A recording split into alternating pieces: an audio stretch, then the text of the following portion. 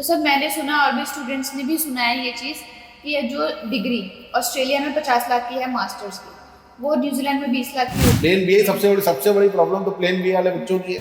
अब बच्चा कहता है कि मुझे सब कुछ दे दो, मेरी रिक्वायरमेंट भी मीट नहीं हो रही पर सब कुछ दे दो। है। Hello everyone, welcome back to our new podcast.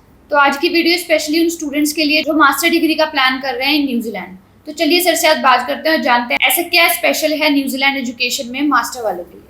Hello sir, कैसे हैं आप? बहुत बढ़िया जी, बहुत बढ़िया। तो सर मैंने सुना और भी स्टूडेंट्स ने भी सुना है ये चीज़ कि ये जो डिग्री ऑस्ट्रेलिया में 50 लाख की है मास्टर्स की, वो न्यूजीलैंड में 20 लाख की हो रही है।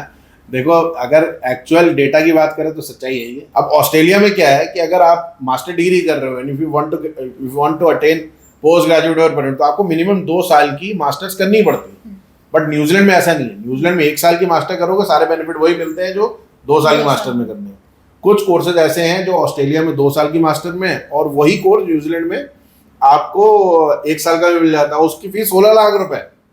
हाँ, किसी इंस्टीट्यूट में आपको 16 लाख रुपए में मिल जाएगी, क्योंकि न्यूजीलैंड में ऐसा है ना कि आपको यूनिवर्सिटी अप्लाई करने की जरूरत नहीं है सारे बच्चों को। आप कैटेगरी 1 कैटेगरी 2 का कोई कॉलेज है ना, अगर वो भी अप्लाई करते हैं तो वो भी चल जाता है। तो इस कैलकुलेशन के हिसाब से बच्चे के पैसे बच जाते हैं। पर अब ये भी कौन सा बच्चा कौन सा कोर्स चूज करे। अब जैसे कोई बच्चा मुझे कह दे कि मास्टर और टीचिंग की डिग्री 1 साल में करके दिखा दो, अरे नहीं, वो नहीं होगी।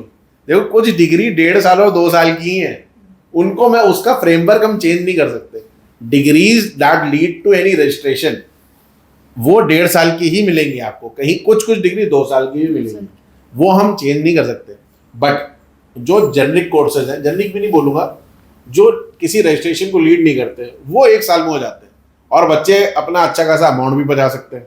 मतलब कहाँ 50 लाख और कहाँ 16 लाख। तो चलिए सर, आपने ये तो बता दिया 16 लाख एक्चुअल अमाउंट में होता है। नहीं, 16 से स्टार्टिंग हो जाती है। ठीक है, 16 से स्टार्ट हो जाती है। बट वो कौन से ऐसे कोर्सेज हैं जो बच्चे 1 साल के लिए ऑप्ट भी करें और उसको एक्सेस क्रेडिट भी मिल जाए उसमें? ठीक है, चलो मैं आपको बच्चों को बताता हूँ। देखो, कोई भी बच्चा जो किसी भी प्लेन बी वाला, सबसे बेसिक तो प्लेन बी है ना।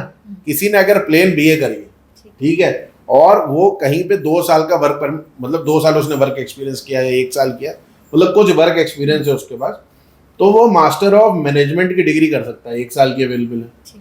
ठीक है, कोई अब प्लेन बी ए खत्म हो गया। प्लेन बी ए सबसे बड़ी प्रॉब्लम तो प्लेन बी ए वाले बच्चों की है।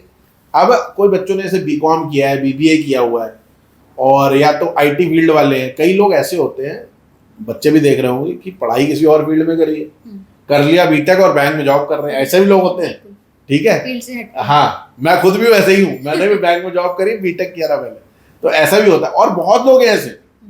इंडिया में तो लोग बीटेक करने के बाद सोचते हैं ना कि कौन सी फील्ड में जाना है। तो अब उनके लिए क्या है कि अगर आपका वर्क एक्सपीरियंस है तो they will look at your work experience. Work experience के बेसिस में आपको कोर्स मिलेगा। अभी हमने एक रिसेंट केस किया था, तो हमने बिजनेस एनालिटिक्स का एक डिग्री थी, बच्चों को ऑप्ट कराई थी, because she was working in IT related field. और उसने करा कुछ और था स्टार्टिंग में, पहले नॉर्मल किया था डिग्री, उसका पीजीडीसीए किया था। तो जो भी बच्चे ये हैं, तो बिजनेस एनालिटिक्स में भी जा सकते हैं, मैनेजमेंट में भी जा सकते हैं, मास्टर ऑफ सॉफ्टवेयर इंजीनियरिंग में भी जा सकते हैं। अच्छा, जो बच्चे हेल्थ रिलेटेड है, जैसे किसी ने रिसेंटली मेरे पास 2 केस डॉक्टर के आए थे बीडीएस वालों के। क्या पता वीडियो देख रहे हो, मुझे मेरे वीडियो देखते हैं। तो बीडीएस वालों को मैंने बोला कि अब मास्टर ऑफ हेल्थ इंफॉर्मेटिक्स का कोर्स दे दूंगा आपको, बहुत बढ़िया कोर्स है, वो ऑप्ट कर लो, 1 साल का वो भी है। अच्छा, सारे कोर्स 1 साल के नहीं है भाई, आपने समझना पड़ेगा। अब बच्चा कहता है कि मुझे सब कुछ दे दो, मेरी रिक्वायरमेंट भी मीट नहीं हो रही पर सब कुछ दे दो, ऐसा नहीं हो सकता। अब जो टीचिंग का कोर्स है, जैसे master of teaching, that is 1.5 year, आपको वो कंप्लीट करना पड़ेगा और उसकी रिक्वायरमेंट भी मीट करनी पड़ेगी। हर कोर्स की रिक्वायरमेंट अलग अलग है। अब कई बच्चों को मैं ये एक्सेप्शन बता दूंगा, कई बच्चे ऐसे होंगे जिनके 55% होंगे। न्यूजीलैंड में वैसे रिक्वायरमेंट 60% की है, बट अगर आपके 55% भी हैं तो भी एक्सेप्टेबल है। डिपेंड करता है आपका वर्क एक्सपीरियंस कितना। तो अगर आपका work experience more than 5 years का है, तो अगर आपके पुराना मतलब डिग्री अगर आपकी 55, 56, 70, वो 55, 56, 57, 58% की भी है तो भी चल जाएगी। ऐसा मेरी कम किया, मैं सेकंड डिवीजन 58% का हूँ, तो भी एक्सेप्टेबल है अगर आपका इतना वर्क एक्सपीरियंस है। तो सर इसकी रिक्वायरमेंट कितनी है? आईएलटीएस पीटी में कितने स्कोर चाहिए? देखो, आईएलटीएस में मैक्सिमम जगह पे जो स्कोर चाहिए, मैं देखो जेनरिक बता रहा हूँ, हर यूनिवर्सिटी का अलग है। आईएलटीएस में 6.5 नॉट लेस देन 6, पीटी में 58 नॉट लेस देन 50। बट अलग अलग इंस्टीट्यूट की अलग अलग रिक्वायरमेंट है, मैक्सिमम इंस्टीट्यूट की यही रिक्वायरमेंट है। अगर इसके हिसाब से चलेंगे तो फायदेमंद रहेगा। मैं फंड भी बता देता हूँ। अगर 1 साल की मास्टर कोई बच्चा जा रहा है यहाँ से, तो 1 साल की मास्टर के लिए आपको चाहिए होंगे बहुत से बहुत 32-33 लाख रुपए। 6 मंथ जोड़ वो आपका काम हो जाएगा। 1 साल की मास्टर में काम हो जाता है। अगर आपके पास 30 से 35 लाख रुपए अवेलेबल हैं 6 month old without any source, तब भी चल जाएगा।